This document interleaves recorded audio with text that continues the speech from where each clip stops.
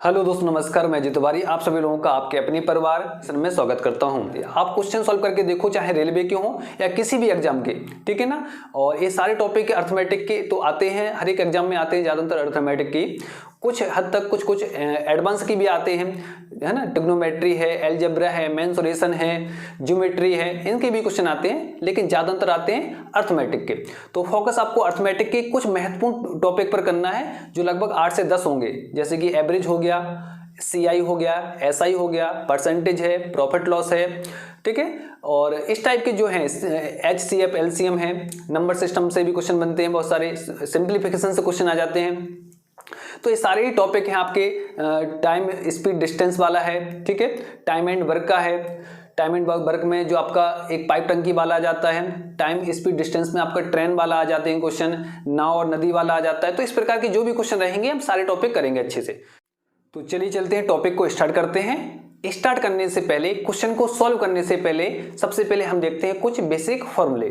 आप सभी लोगों को मालूम होंगे वैसे, लेकिन फिर से हम समझ लेते हैं कि PART और I, ये 5 जो अल्फाबेट हैं, पूरा इनका काम है। P को बोला जाता है प्रिंसिपल अमाउंट, जिसको बोलेंगे हम, तो मतलब हम हिंदी में बोलेंगे मूलधन। तो ये वो पैसा होता है जो आप देते हो। आपने किसी को 1 लाख रुपए दिए 5% की दर से, तो जितने पैसे आपने दिए वो होता है आपका मूलधन, ठीक है। ये होता है मिश्र धन, जिसको अमाउंट कहते हैं। ये मतलब हो गया मिश्र धन। मतलब आपने 1 लाख रुपए दिए और मान लेते हैं आपको 10,000 रुपए ब्याज मिला, तो 1,10,000 जो टोटल अमाउंट हो जाएगा ना। 1 लाख आपका मूलधन है, 10,000 आपका ब्याज है। तो मूलधन को ब्याज में जब हम ऐड कर देते हैं तो टोटल जो अमाउंट बनता है उसको कहा जाता है मिश्र धन। तो जब भी मिश्र धन निकालना हो या दिया हो मिश्र धन क्वेश्चन में, तो समझ जाना वो मूलधन और ब्याज दोनों का योगफल होता है, ठीक है। R मतलब होता है रेट ऑफ इंटरेस्ट, जिसको हम बोलेंगे दर। तो क्वेश्चन में कोई ना कोई दर दी होती है, जिस रेट से इंटरेस्ट मिलता है आपको, हो सकता है 10%, 5%, 20%, जितने भी हो आपको समझ में आ जाएगी। T का मतलब होता है समय और I का मतलब होता है इंटरेस्ट या ब्याज। इतने ये आपके 5 टर्म है, वो आपको मालूम होंगे पहले से भी, ठीक है। लेकिन बहुत सारे स्टूडेंट बेसिक होते हैं जो पहली बार तैयारी कर रहे हैं, तो उनके लिए हो जाएंगे। इसके अलावा बस सिर्फ 2 छोटे से आपको फॉर्मूले याद करने हैं। तो पहला जो फॉर्मूला है बिल्कुल छोटा सा, आपने एक देखा होगा कि ब्याज बराबर मूलधन गुणा दर गुणा समय बटे 100। ये फॉर्मूला सबने पढ़ा होगा कि जो मूलधन बराबर होता है वो क्या होता है, मूलधन बराबर,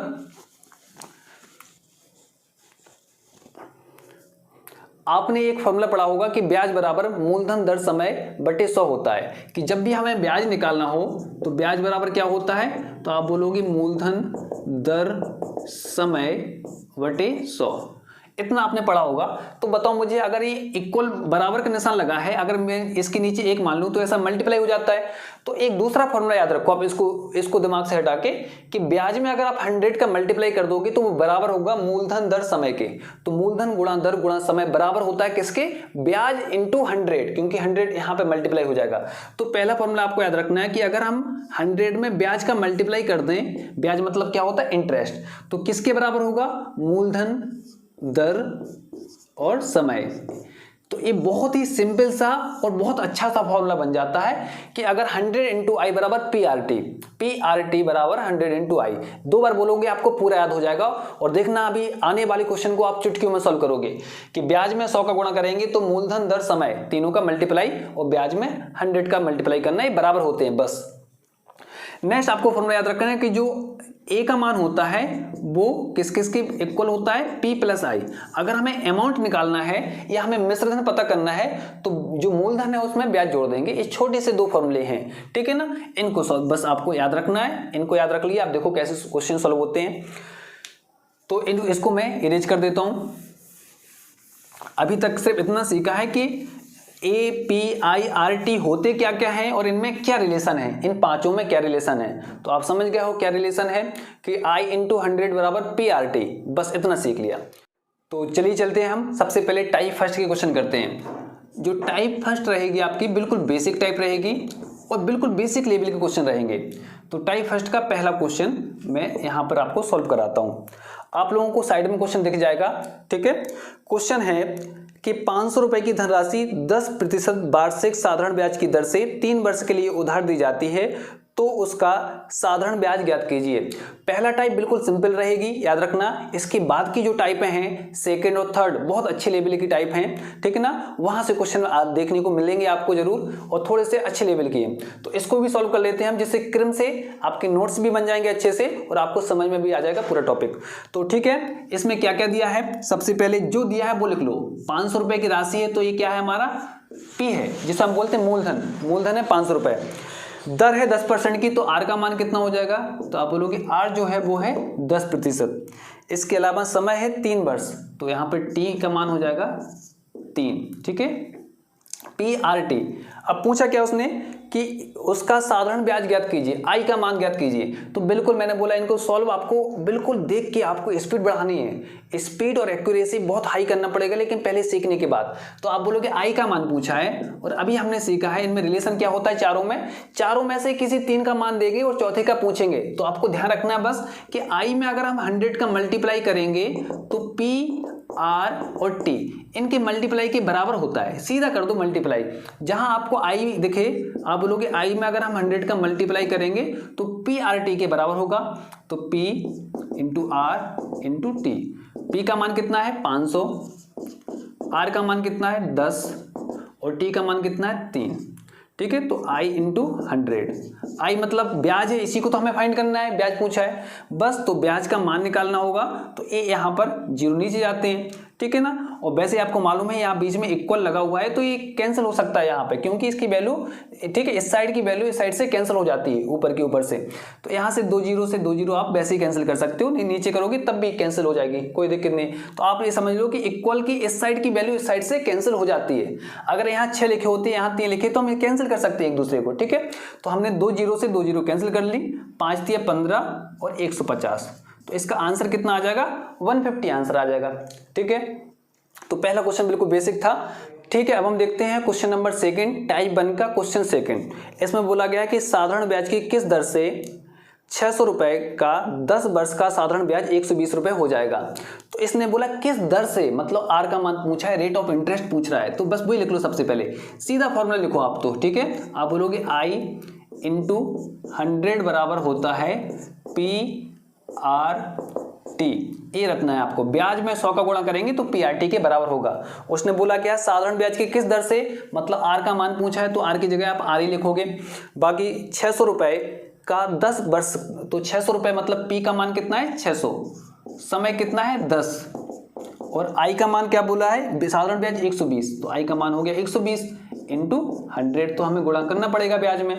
अब बस वैल्यू कैंसिल कर दो, हमें आर का मान निकालना है तो आर को रखे रहने दो, इस साइड से इस साइड मैंने बोला था कैंसिल हो जाते हैं। तो कैसे करोगे, 2 0 से 2 0 कैंसिल, 6 है यहाँ पर, 6 दूनी 12 तो 20 हो गए, यहाँ पर 10 दूनी 20।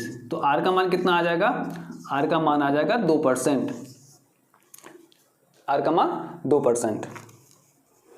तो टाइप फर्स्ट का क्वेश्चन नंबर 3 देखते हैं। वह धनराशि ज्ञात कीजिए जिस पर 7% वार्षिक ब्याज की दर से, तो आर का मान कितना है 7, ठीक है। साधारण ब्याज 280 रुपए है, तो ब्याज का मतलब है आई का मान दिया है 280, जो 4 वर्ष की अवधि के लिए उधार दी गई। तो वर्ष मतलब होता है समय, क्योंकि सालों का मान है, तो 4 वर्ष लिखा है तो टी का मान हो जाएगा 4। तो अवधि के लिए उधार दी गई, तो उस धनराशि ज्ञात कीजिए। तो धनराशि मतलब हमें पी का मान ज्ञात रखना है, जिसको बोलते हैं मूलधन। तो पी का मान ज्ञात करना है। आपको मालूम है आई इंटू 100 बराबर PRT होता है, तो सीधा आप बोलोगे कि आई इंटू 100 बराबर PRT। किसका मान निकालना है, पी का मान निकालना है। आई का मान कितना दिया है रख दो, बस आपको वैल्यू पुट करना है। आई का मान कितना है 280 इंटू 100 बराबर पी। आर का मान कितना है, आर का मान है 7 और आर टी का मान है 4, तो यहाँ पर 7 रखोगे और 4 रखोगे। अब देखो आपको वैसी वैल्यू मिलेंगी जो कैंसिल हो जाएंगे। आप इसको इसके नीचे भी ला सकते हो, लेकिन डायरेक्ट कैंसिल करो। 7 को 28, 28 से 28 कैंसिल हो जाएंगे, तो पी का मान कितना आ जाएगा 1000। तो पी का मान डायरेक्ट कितना आ जाएगा 1000। एक क्वेश्चन हो गया। अभी 2 क्वेश्चन आपको वीडियो को रोककर आपको सॉल्व करने की कोशिश करना है, ठीक है ना। तो पहले इसका बताओ आंसर क्या बता सकते हो आप, इसको रोको एक बार, 1 मिनट के लिए और सॉल्व करने की कोशिश करो। कि कोई धन 3% वार्षिक ब्याज की दर से 10 वर्ष में 650 रुपये हो जाता है तो धन ज्ञात कीजिए। ये साधारण ब्याज ही है, जब तक कि चक्रवृद्धि ब्याज ना लिखा हो, चक्रवृद्धि शब्द ना आए तो समझ लेना साधारण ही है। तो ये क्वेश्चन नंबर 4 है टाइप फर्स्ट का।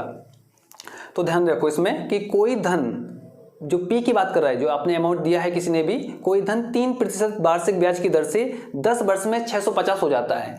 तो जब पैसा किसी ने, मैंने बोला कि कोई धन जो है वो 1000 रुपये हो गया, तो इसका मतलब है, होने का मतलब उसमें ब्याज भी जुड़ गया होगा, कुछ ना कुछ अमाउंट इंटरेस्ट जुड़ा होगा।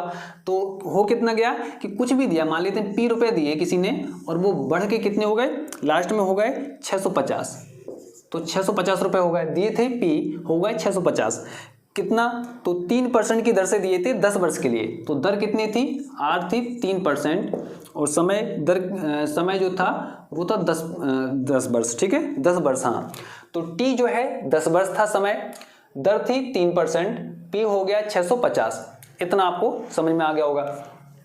अब देखो यहाँ पर एक चीज समझते हैं, हमें निकालना क्या है, हमें निकालना है कि कोई धन 3% वार्षिक ब्याज की दर से 10 वर्ष में 650 हो जाता है, तो वह धन ज्ञात कीजिए, वैसे P का मान ज्ञात कीजिए। अब P का मान आप कैसे निकालोगे, तो यहाँ पर क्योंकि ये जो 650 दिया है ये I आपको पता नहीं है, क्या नहीं पता आपको, I पता नहीं है, ठीक है। तो यहाँ पे आपको प्रॉब्लम होगी, क्योंकि अगर ये फॉर्मूला लगाते हो आप I × 100 बराबर PRT, तो ये भी फॉर्मूला नहीं लगेगा यहाँ पे। क्यों नहीं लगेगा, क्योंकि देखो ना तो यहाँ पे I का मान दिया है और ना ही यहाँ पर किसका मान दिया है, P का। ये P और I दोनों का मान नहीं दिया है। तो ये फॉर्मूला कब लगता है वो चीज सीखना है आज आपको, कि जब P, R, T और I इन चारों में से 3 की वैल्यू देगा और 1 की वैल्यू पूछेगा। हो सकता क्वेश्चन में P, R, T की वैल्यू देके I की पूछ ले, या I, P, R की वैल्यू देके T की पूछ लेगा, तो ये क्वेश्चन इससे बन जाते हैं, ठीक है ना। तो इनमें से, इन 4 वेरिएबल में से 3 वेरिएबल की वैल्यू देता है और 1 की पूछ लेता है, तो हम क्वेश्चन को सॉल्व कर लेते हैं। लेकिन इसमें क्या है, A का मान दिया है 650 है, वो A है। तो इसको कैसे सॉल्व करेंगे, इसको आपको ऐसे याद करना है कि जो A का मान होता है, मिश्र धन बराबर होता है मूलधन प्लस ब्याज। मिश्र धन बराबर मूलधन प्लस ब्याज होता है, और ब्याज को हमें मालूम है साधारण ब्याज बराबर क्या होता है, आपको अभी मैंने बताया था I × 100 बराबर PRT, कि क्या होता है, ये लिखा हुआ है I × 100 बराबर PRT। लेकिन अगर मुझे I का मान निकालना है तो हम क्या बोलेंगे, PRT / 100। तो हम ऐसा कर सकते हैं P + PRT / 100, ऐसा कर दें। A बराबर, और A बराबर फिर हम क्या कर सकते हैं, P कॉमन ले सकते हैं, तो A बराबर हम बोलेंगे P1 + RT / 100। तो ये जो फॉर्मूला होता है वो, इसमें आपको अगर जब भी ऐसा कोई क्वेश्चन हो जिसमें A का मान दे दिया जाए, ठीक है ना, तो यहाँ पे ये फॉर्मूला लगाना है, A बराबर P1 + RT / 100, ठीक है। ये साधारण ब्याज के चक्रवृद्धि ब्याज का फॉर्मूला होता है, साधारण ब्याज के मिश्र धन का फॉर्मूला होता है, सॉरी। तो ध्यान रखना, ये साधारण ब्याज के मिश्र धन का फॉर्मूला होता है, और चक्रवृद्धि ब्याज के मिश्र धन का फॉर्मूला सेम रहता है, बस T इसकी घात में पहुंच जाता है। A बराबर P1 + R / 100 की पावर T। तो उसमें क्या बोलोगे आप, उसमें था A बराबर P कोष्टक में 1 + R / 100 की पावर T। तो इसमें T बस यहाँ पे मल्टीप्लाई हो जाता है, इतना अंतर है। आप क्वेश्चन को सॉल्व कर लोगे आप, क्योंकि A का मान जो दिया है वो दिया है 650, तो आप A बराबर रखोगे यहाँ पर 650। P का मान हमें निकालना है, तो P का मान यहाँ रख देंगे हम P ही 1 + RT / 100। तो R का मान है 3, T का मान है 10, 10 × 30, RT रखेंगे अपॉन 100 करेंगे, ऐसा करना है। 0 से 0 कैंसिल हो जाएगा। अब आपको मालूम है कि 1 + 3/10 है, तो 10 यहाँ पे एलसीएम ले लेंगे हम, तो कितना आ जाएगा, 10 आ जाएगा एलसीएम। 10 + 3 बराबर 650, तो 13/10 हो गए। 13/10 यहाँ पे जाएंगे अब बराबर के, तो 10/13 हो जाएंगे उल्टे। तो यहाँ पे क्या हो जाएगा, 650 × 10/13, ये आ जाएगा हमारा P का मान। 13 × 65, 50 और 10 का गुणा हो जाएगा तो 500। तो कितना आ जाएगा P का मान, P का मान हो गया 500। मतलब जो अमाउंट दिया था उसने वो 500 रुपये दिए थे। कितने दिए थे, 500 रुपये। हो कितने का, 650। तो कितना ब्याज मिला होगा, तो 150 ब्याज मिला होगा। ये I का मान आ गया, ऐसे आप समझ सकते हो। तो कि 500 रुपये दिए होंगे, बाद में 650 हो गए, इसका मतलब 150 का इंटरेस्ट मिला होगा। तो याद रखना, जब भी ऐसे क्वेश्चन आपको देखें, इस टाइप के क्वेश्चन जिसमें आपको अमाउंट दे दें या मिश्र धन दे दें, और किसमें साधारण ब्याज में मिश्र धन दे दें, तो आपको ये फॉर्मूला लगाना है। ए बराबर पी 1 प्लस आर टी अपन 100। लेकिन चक्रवृद्धि ब्याज में अगर मिश्र धन दें तो बस ए बराबर पी 1 प्लस आर अपन 100 की पावर टी, ठीक है, आर अपन 100 की पावर टी। तो इसमें पावर में टी आ जाता है ना, घात में आ जाता है टी, याद रखना है। यहाँ पर ये शायद दिख नहीं रहा है आपको, यहाँ लिख देता हूँ, ये 100 की पावर टी है ना, ए बराबर पी 1 प्लस आर अपन 100 की पावर टी और ए बराबर पी 1 प्लस आर टी अपन 100, इतना आपको याद रखना है, ठीक है। एक क्वेश्चन और आपके लिए है, आपको सॉल्व करना है और बताना है इसका आंसर क्या होगा। इसी टाइप का क्वेश्चन है, बिल्कुल सेम आपको आंसर बताना है, कमेंट करके बताना है क्या आंसर है। ये क्वेश्चन आपके लिए होमवर्क है पहले टाइप का। तो अब हम पढ़ते हैं टाइप 2 के प्रश्न। ये टाइप 2 के प्रश्न बिल्कुल सिंपल होते हैं लेकिन थोड़ा सा लॉजिकल रहते हैं। इसमें पूछा जाता है, जैसे सपोज करो आपने 1000 रुपये किसी को इंटरेस्ट पे दिए और वो 1000 के 2000 हो जाते हैं, तो क्या बोलोगे आप कि जो मूलधन है वो दोगुना हो गया, है ना। तो बस वही कॉन्सेप्ट आपको यहाँ पे यूज करना है टाइप 2 में। कैसे यूज करना है, देखो यहाँ पर आपसे ऐसा बोलेगा कि मूलधन इतने गुना हो जाता है, मूलधन इतने गुना हो जाता है। हो सकता है वो फ्रैक्शन में बोले कि 5/2 गुना हो जाता है, 10/12 गुना हो जाता है, वो चीज़ आपको समझना है। तो एक छोटा सा क्वेश्चन मैं आपको बताता हूँ, वो तो वैसे क्वेश्चन तो आपसे बन जाएंगे। जैसे मैंने बोला कि 10% की साधारण ब्याज की दर से 10% की साधारण ब्याज की दर से कितने समय में मूलधन अपने का दोगुना हो जाता है।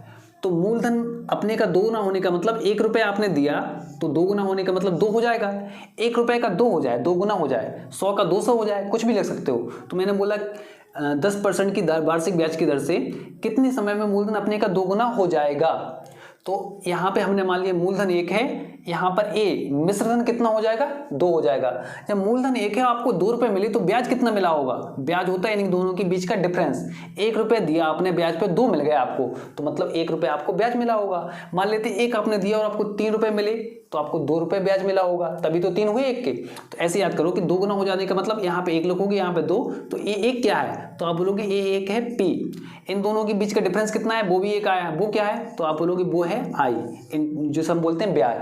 और आर का मान दिया है, टी का मान निकाल देंगे। तो जितने गुना हो जाता है आप आराम से ऐसे लिख के आप बोलोगे आई इंटू 100 बराबर पी आर टी।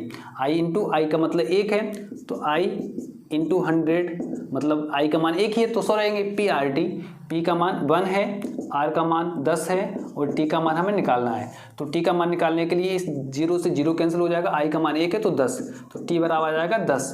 10 वर्ष में ऐसा हो पाएगा कि 10 वर्ष में क्या होगा कि जो मूलधन है 2 गुना हो जाएगा। अगर जो दर है 10% है तो 10 वर्ष में मूलधन खुद का 2 गुना हो जाएगा साधारण ब्याज की दर से। ऐसे क्वेश्चन है। लेकिन अगर ये दर 2 गुना ना बोल के कुछ फ्रैक्शन में बोल दे कि इतने गुना हो जाता है, तो उनको कैसे सॉल्व करेंगे तो वो जानते हैं। तो ठीक है, उस क्वेश्चन को हम देखते हैं जो थोड़े से इस टाइप के में टफ रहते हैं।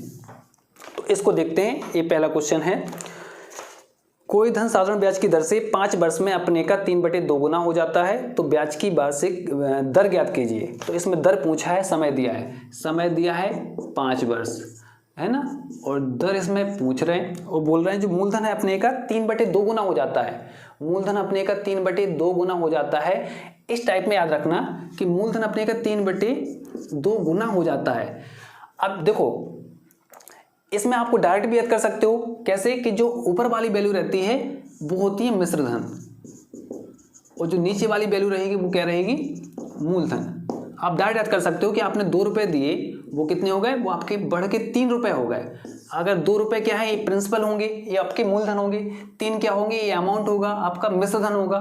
इन दोनों के बीच का जो अंतर रहता है वो होता है ब्याज। तो एक क्या हो जाएगा आपका, ये हो जाएगा इंटरेस्ट, जिसे हम बोलेंगे आई। ठीक है, आई हो गया एक, और टी का मान हमें मालूम है पहले से ही, तो आप सीधे लगा सकते हो कि आई इंटू 100, आई मतलब 1 है, 1 इंटू 100 बराबर पी आर टी। पी का मान कितना है, पी का मान 2 है, आर का मान पूछा है और टी का मान 5 है। आर का मान निकालने के लिए 5 दूनी 10, 10 में 1 जीरो होती है, 1 जीरो से 1 कैंसिल हो जाएगी। तो यहाँ पे भी आर का मान कितना हो गया, 10% ही हो गया। तो देखो यहाँ फ्रैक्शन में वैल्यू दी थी, तब भी आप निकाल सकते हो। ठीक है, तो बस ध्यान रखना कि जब भी मूलधन का अपना इतने गुना हो जाता है तो उसमें जो नीचे वाली वैल्यू होती है वो मूलधन मान सकते हो और ऊपर वाली वैल्यू को मिश्रधन मान सकते हो। और वैसे ही अगर आपको बिल्कुल ही सिंपल चाहिए तो उसमें फ्रैक्शन वैल्यू लोगे तो थोड़ा सा टफ हो जाता है, लेकिन आप सीधा मान सकते हो कि मूलधन अपने का 3/2 गुना हो गया, मतलब मूलधन आप ये भी कर सकते हो कि मूलधन है 1 रुपये और जो आपका मिश्रण है वो 3/2 है। तो इसमें एक का 3/2 वो थोड़ा सा टफ हो जाता है। तो आप तो सीधा याद रखो, जब भी मूलधन कुछ गुना हो जाता है तो इसमें ऊपर वाली वैल्यू होती है मिश्रधन और नीचे वाली वैल्यू होती है मूलधन। ठीक है, मूलधन अपने का इतना गुना हो गया। ठीक है, और क्वेश्चन देखते हैं ऐसे कि जिससे कि आपकी प्रैक्टिस हो जाए अच्छे से और आपको समझ में आ जाए। क्वेश्चन नंबर 2 देखो, एक धनराशि साधारण ब्याज की वार्षिक दर पर उधार दी गई है, वह 3 वर्ष में अपने की 5/4 गुना हो जाती है। धनराशि अपने की गुना हो रही मतलब मिश्रधन बनेगा, है ना। तो मिश्रधन कौन सा होगा इसमें, 5 होगा मिश्रधन, और मूलधन कितना होगा इसमें, 4 होगा मूलधन, क्योंकि 5/4 गुना बोला है। तो पहले तो ये लिख लो कि क्या क्या दिया है इसमें दिया है 3 वर्ष में, तो समय हो गया 3। ठीक है, कितनी गुना हो रही, 5/4 गुना हो रही। तो 5/4 का मतलब है 4 इसमें है मूलधन और 5 होगा इसमें मिश्रधन। ब्याज कितना हो जाएगा, तो जो आई का मान है वो हो जाएगा 1, पी का मान हो जाएगा 4, टी का मान हो जाएगा 3 वैल्यू हमें मालूम चल गई, चौथी हम निकाल सकते हैं। आई इंटू 100 बराबर पी आर टी, आई मतलब 1, आई इंटू 100 बराबर पी आर टी, पी का मान है 4, आर का मान हमें निकालना है और टी का मान है 3। आर का मान निकालने के लिए 4 थी 12, तो 100/12 ये आ जाएगी दर। ठीक है, ये आ जाएगी आपकी दर। ध्यान रखना इसका क्वेश्चन का, इंपोर्टेंट क्वेश्चन है और इसका आंसर भी आ रहा है कितना, 25/3। ठीक है, इसको कैंसिल कर लोगे तो बिल्कुल वही आ जाएगा। बस कैलकुलेट करना है, दशमलव में आंसर दिया होगा तो दशमलव में निकाल सकते हो, फ्रैक्शन में वैल्यू दी होगी तो फ्रैक्शन में निकाल सकते हो। ठीक है, अगर आप कैंसिल करोगे इसको तो 2 से कैंसिल हो जाएगा, 2 से करोगे तो यहाँ पे 50 आ जाएगा, यहाँ पर 6 आ जाएगी, और 2 से कैंसिल कर दोगे तो 25 आ जाएगा, यहाँ पर 3 आ जाएगा। तो आंसर कितना है, 25/3%। ठीक है, दर हमेशा आपको प्रतिशत में लिखना है, तो 25/3% राइट आंसर होगा। अब ये क्वेश्चन आपको सॉल्व करके बताना है। बताइए, इसी टाइप का क्वेश्चन है, इसका आंसर क्या आएगा, आप लोगों को कमेंट करके बताना है कि इसका आंसर क्या आएगा। रमेश ने सुरेश को, है ना, ये वाला क्वेश्चन है, बताना। अब नेक्स्ट हम देखते हैं टाइप 3। ये टाइप 3 भी इंपॉर्टेंट है। इसमें देखो यहाँ पर क्या देखना है, बिल्कुल सेम क्वेश्चन है। मैंने बोला जब भी वो ऐसा बोलेगा, देखो कोई धन साधारण ब्याज की दर से उधार दिया गया 3 वर्ष में, उसका साधारण ब्याज मूलधन का 3/5 हो जाता है। मूलधन का हो रहा है साधारण ब्याज, तो ध्यान रखना जब भी साधारण ब्याज मूलधन का कुछ गुना हो जाए, अगर इसमें साधारण ब्याज आ रहा है, अभी मूलधन ही कुछ गुना हो रहा था, तो मूलधन हमेशा नीचे मानना है आपको। ठीक है, अगर ब्याज दिया है तो ब्याज ऊपर आ जाएगा, नहीं तो मिश्रण ऊपर आ जाएगा। उस केस में क्या था, जो मूलधन नीचे था और आपका जो मिश्रधन था वो ऊपर था, तो मूलधन हमेशा नीचे रहेगा दोनों केसेस में। ठीक है, जब भी कुछ गुना हो। तो देखो कैसे, कोई धन साधारण ब्याज की दर से उधार दिया गया 3 वर्ष में, उसका साधारण ब्याज मूलधन का 3/5 हो जाता है। तो 3 वर्ष में पहले तो आप टाइम लिखो कि समय हो जाएगी 3 वर्ष। ठीक है, अब यहाँ पर लिखा उसमें कि जो ब्याज है मूलधन का 3/5 हो जाता है, जो ब्याज मूलधन का, तो मूलधन का 3/5, तो ध्यान रखना 3/5, इसका मतलब है, इसको देखो आप, ब्याज मूलधन का 3/5 हो जाता है। तो इसमें आपको ये ध्यान रखना है कि इसमें हमेशा मूलधन का जिसका लिखा रहता है साथ में मूलधन का 3/5, मूलधन को हमेशा नीचे वाली वैल्यू मानना है, और ब्याज कितना है 3। तो ब्याज अगर हमने 3 माना, मूलधन कितना मानना पड़ेगा हमें 5, नीचे वाली वैल्यू। और ये सही है कि नहीं आप वेरीफाई भी कर सकते हो। उसने बोला मूलधन का 3/5 ब्याज है, क्वेश्चन में कह रहा है, तो मूलधन का 3/5 करके देखो, मूलधन का 3/5, 5 से 5 कैंसिल, 3 बचा तो ब्याज हो जाएगा। तो आप वहां से वेरीफाई भी कर सकते हो इसको कि सही है कि नहीं। उसने बोला ना मूलधन का 3/5 ब्याज है, तो ब्याज मूलधन का 3/5 है, तो मूलधन हमने 5 माना नीचे वाली वैल्यू, उसका हम 3/5 करेंगे तो ये वाला निकल आएगा। तो इससे आपको डायरेक्ट वेरीफाई कर सकते हो। तो आपको पता चल गया कि यहाँ पर क्या, कि यहाँ पर ब्याज हमें मिल गया 3, मूलधन हमें मिल गया 5, दोनों वैल्यू इसी में मिल जाएंगी, उस समय हमें मिल गया 3, तीनों चीजें मिल गई। क्या क्या, आई, पी और टी। तो आई इंटू 100 बराबर पी आर टी से हमारा सीधा आंसर आएगा। क्या आएगा, आई मतलब क्या है 3, देखो यहाँ पर आई इंटू 100 बराबर पी आर टी। पी का मतलब होता है मूलधन, मूलधन है 5, आर का मतलब होता है दर, दर हमसे पूछी है तो दर की जगह में आर लिख देंगे, और टी का मतलब होता है समय, यहाँ पर लिख देंगे हम 3। बस आर का मान निकालने के लिए क्या करेंगे हम, यहाँ पर 300 हो जाएगा, नहीं तो 300 करने की जरूरत नहीं है, क्योंकि 3 से ये 3 कैंसिल हो जाएंगी, हो रहा है कि नहीं, बिल्कुल हो जाएंगी। 5 का डिवाइड करोगे, 5 दूनी 10, तो आर का मान हो जाएगा 20%। आर का मान कितना हो जाएगा 20%। बिल्कुल आपको ये सॉल्व करना है इसी टाइप से।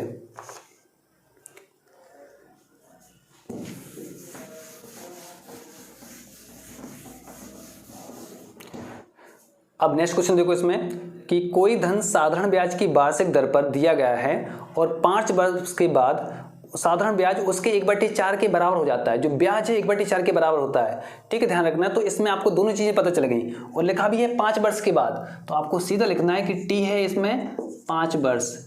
ठीक है, और इसमें लिखा है कि साधारण ब्याज मूलधन का 1/4 गुना है।